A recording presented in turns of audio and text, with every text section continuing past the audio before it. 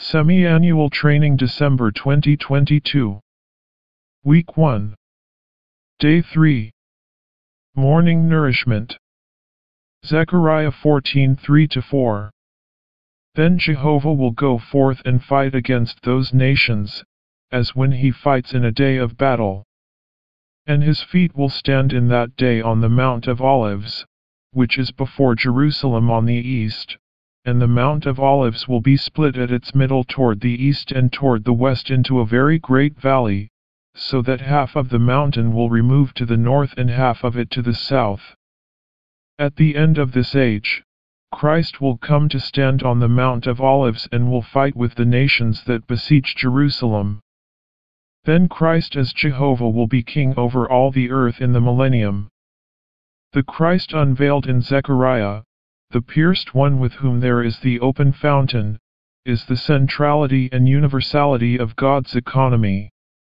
As such a one, he is intimately involved with human history, in particular with the Persian Empire, the Grecian Empire, and the Roman Empire. The Roman Empire especially has been helpful to Christ. Christ was born under the Roman Empire. He grew up, carried out his ministry, was crucified, resurrected, and ascended under the Roman Empire. Christ's death for the accomplishment of God's eternal redemption was consummated under the Roman Empire. The formation of the Church and the preaching of the Gospel also took place under the Roman Empire. Surely, the Roman Empire, whose influence in law and culture continues today, has been used by God to fulfill his intention to make Christ the centrality and universality of his economy. Today's reading. During the Great Tribulation, Israel will be trampled underfoot by Antichrist and his army.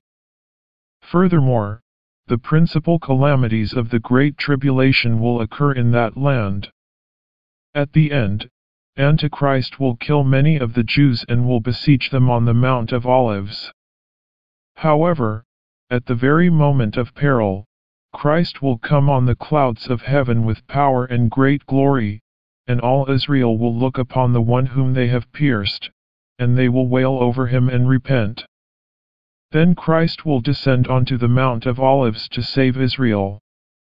After Christ judges the nations, he will send his angels with a loud trumpet, and they will gather together from the four winds all the children of Israel to the good land, which he promised to Abraham. That will be the time of the restoration of the nation of Israel, and it will usher in the restoration of all things. At that point, the kingdom age will begin. In Zechariah 12-14, we see Christ in his second coming. In his coming back, he will be the king not only over Israel but also over all the peoples on earth. He will reign over the entire earth, and all the peoples of the earth will go up to Jerusalem from year to year to worship the King, Jehovah of hosts, and to keep the Feast of Tabernacles. People will dwell in Jerusalem, and there will be no more curse, for Jerusalem will dwell securely. Instead of curse, there will be blessing with security. Everyone left from all the nations that went forth against Jerusalem will go up from year to year to worship the King, Jehovah of hosts, and to keep the Feast of Tabernacles.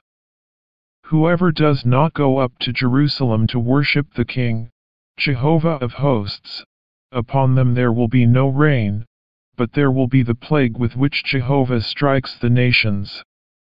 This will be their sin. In the age of grace, God sends rain on the just and the unjust alike. But in the coming age of righteousness, those who do not go up to Jerusalem to worship the King and to keep the Feast of Tabernacles will not receive rain. This is righteous. This is the end of today's morning revival.